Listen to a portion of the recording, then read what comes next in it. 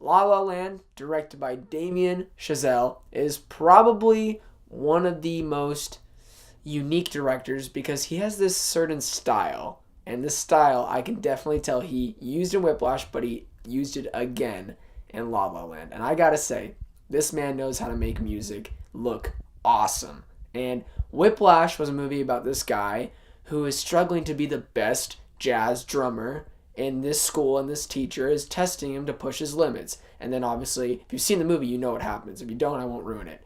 But this movie, it's the same case, but it's about a couple who, Sebastian, played by Ryan Gosling, and Mia, played by Emma Stone, who try to find the best place for them for their talents. But this is LA. People get their hearts broken here. People get their hearts mended there. It's a very beautiful but also a very tragic city.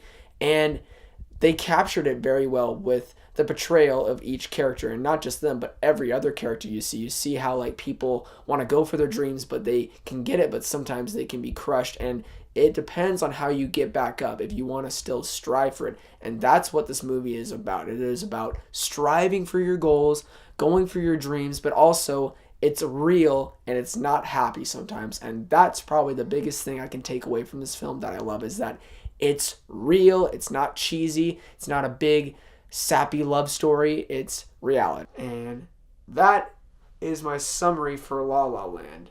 And now, getting into my positives, which being Emma Stone will win an Oscar. I'm calling it right now. This is her best performance. Probably. Have you seen every movie that's come out in this entire year ever? In this year? Yes.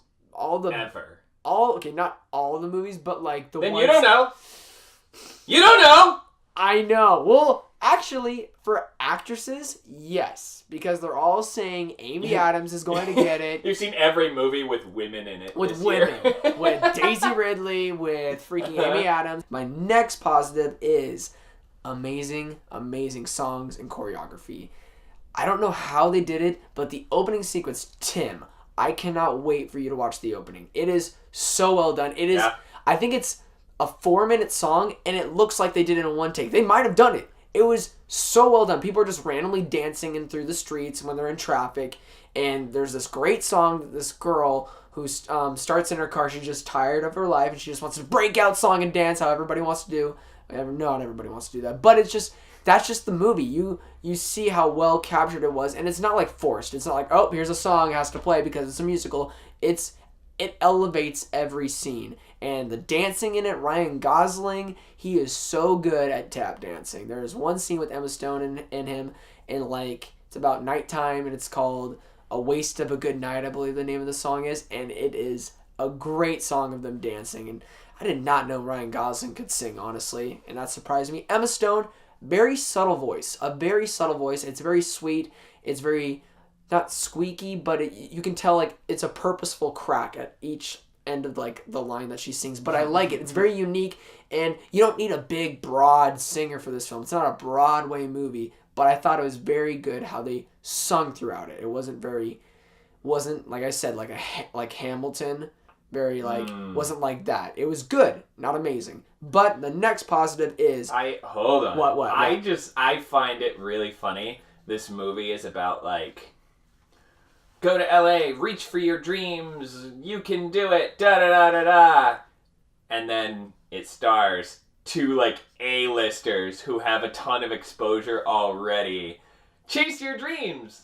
I'm Emma Stone and Ryan Gosling. I know. Chase your dreams. But in this world, they're like with losers. Two veterans. But they're like two. Okay, well, yes, it does help. But they did portray them, I believe, and what I saw was these two, like, obviously, you can pretend they're ugly. Just pretend they're ugly and they're trying to make it. And they're obviously not ugly. But I think they did it in a realistic fashion, even though this is a movie that needed to be made, because I haven't felt a movie like this probably ever since, like, an old 1960s classic film.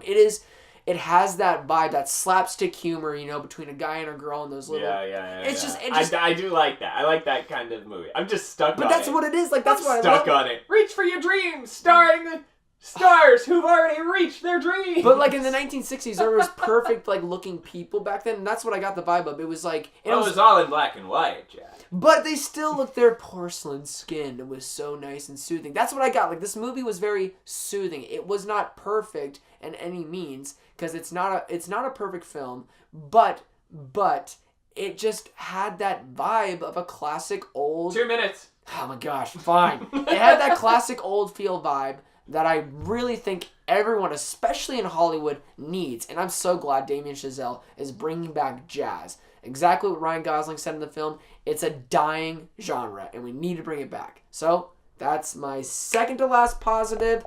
Actually, I lied. My last two positives are the design and costumes. Very well done. Sometimes you forget what era they're in. It's modern day, but sometimes they dress like they're in the 40s or 50s, and I loved it. And then, I got a minute and 27. You know what? It's okay. I got enough time for that. Perfectly enough time for this, and the score, and my overall thoughts. So, my last positive being the ending. 7 minutes of this amazing epilogue song.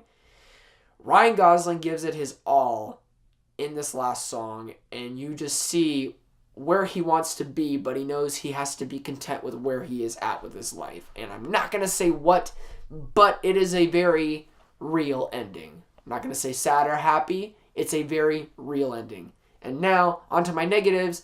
I don't have one currently right now. Maybe I will when I watch it a second time, but I was just overly joyful watching this film. Yeah. It was something that I needed, honestly, right now, personally in my life with all these crazy situations. Yeah, your life's horrible. My life is horrible. I've been meaning to talk to you about how much I don't envy your life. I hate you so much. But don't worry, I'm going to get a settlement. So that's all I'm going to say about that. Just give me a couple months. But I needed this movie because I need to find good music. And honestly, I haven't seen a musical that I've loved as much as this since Les Mis, but this movie's way better than Les Mis. I got 15 seconds. So my score is a 9.5 out of 10. And I think if you love musicals, you will love this movie. Please don't forget to like and subscribe. And please, please don't forget to be blessed. And if I see this movie, I'll edit my score into the movie.